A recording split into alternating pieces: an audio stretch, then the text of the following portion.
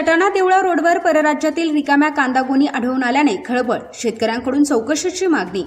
सटाणा देवळा रोडवर सावकी फाटाजवळ अज्ञात व्यक्तींनी कांद्याच्या खाली गोणी रस्त्याच्या कडेला फेकलेल्या आढळून आल्या। कांद्याच्या गोणीवर परराज्यातील लोगो आढळून आल्याने कांदा उत्पादक शेतकऱ्यांच्या वतीने या घटनेचा तीव्र निषेध करण्यात येऊन रोष व्यक्त करण्यात येत आहे।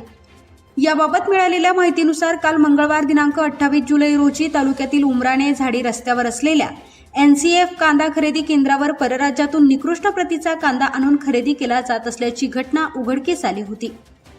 त्या ठिकाणी शेतकऱ्यांनी अचानक धाड मारून परराज्यातून आलेल्या अनेक कांद्याच्या ट्रका जप्त केल्या होत्या व त्याबाबत शेतकरी व कांदा उत्पादक संघटनांच्या वतीने तक्रारी देखील दाखल करण्यात आल्या असून याबाबत चौकशी सुरू आहे।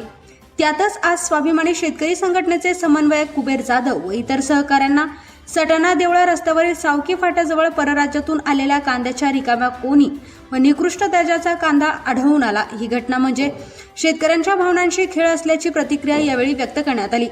तर या घटनेची चौकशी होऊन दोषींवर कारवाई करण्यात यावी अशी मागणी संबंधितांकडून करण्यात आली। वृत्तसंकलन देवळा न्यूज, देवळा।